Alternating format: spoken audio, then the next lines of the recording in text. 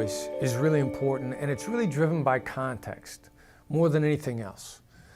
So if you, and your tone of voice will immediately begin to impact somebody's mood, and then immediately how their brain functions. There's actually scientific data out there now that shows us that our brains will work up to 31% more effectively if we're in a good mood.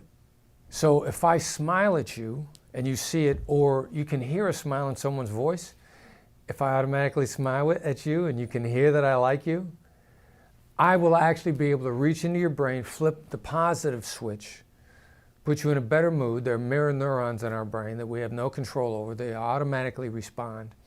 And if I intentionally put you in a good mood, your brain will be working more effectively, and that already begins to increase the chances that you're going to collaborate with me. You'll be smarter and you'll like me more at the same time. Now, upward and downward inflection. Downward inflection is often used to say, you know, this is the way it is. There's no other way. And I will say it exactly like that if there's a term in a contract that there's no movement on. And I want you to know it and feel it without me having to say, there's no movement on this, which, you know, maybe you want to yell at somebody, and that's ineffective because that triggers a different part of the brain and makes people angry and they want to fight.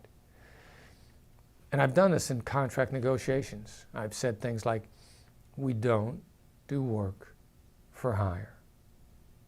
Just like that. Well, lets the other side know there's no movement whatsoever. I also may need to put you in a more collaborative frame of mind. And if I want to ask you a question, I'll say something like, it seems like this is important to you. And I'll inflect up. It's more driven by context. And I can use upward inflection to encourage you and smile while I'm questioning you. And that'll make you feel less attacked by being questioned, because people are made to feel a little bit defensive when they're questioned anyway. So if I know if I have to question you, if I want you to think about a different option, then I'm going to be as encouraging as possible while I may be very assertive at the same time. The mirroring that I teach is not the same as the way most people think of mirroring.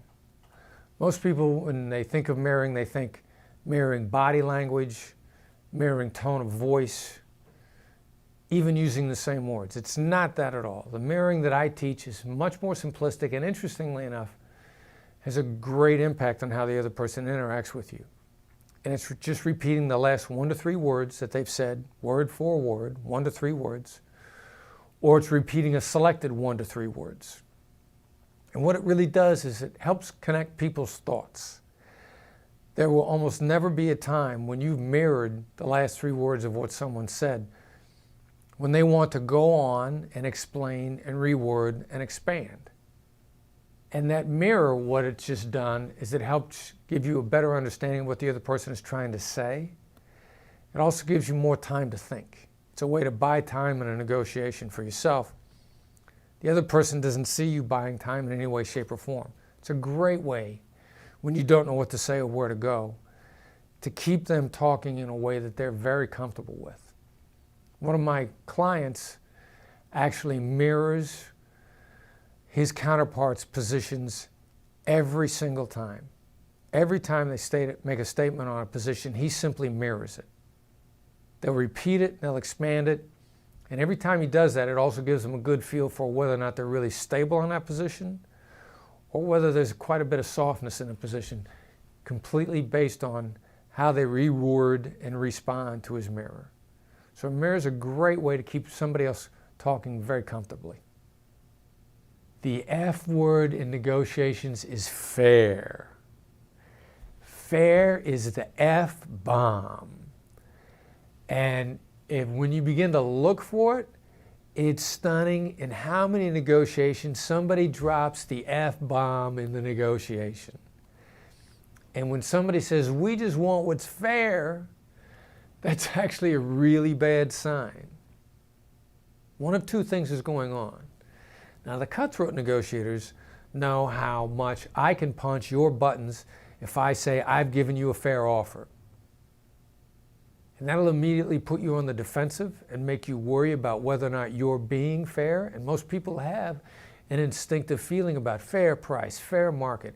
Fair is just like this incredibly overused term in negotiations. I just want what's fair. What's the fair market price? So if I say I've given you a fair offer and I'm accusing you of being unfair, I've immediately knocked you back on your heels. It's a way for me to gain an advantage on you, if I'm that kind of a negotiator. The flip side of it is, maybe I've been assertive enough in the negotiations and I haven't been using enough tactical empathy that the other person feels like I'm taking from them, and they'll respond with, I just want what's fair. That may be someone genuinely telling me, very indirectly, that they feel I've been far too aggressive. And if they feel I've been aggressive, and if they feel treated unfairly, one of two things is going to happen. They're either going to walk away from a great deal, or they're going to make implementation painful. And when implementation of a negotiation is painful, when they drag their feet, when they don't make deadlines, when they don't deliver the product quality they're supposed to deliver, when they're not as thorough and paying as much attention to detail because they didn't feel it was a fair deal, that destroy your profit. So you have to really keep an eye out for the F-bomb in negotiations. And when somebody else feels they've been treated unfairly, they're probably going to hurt you over it.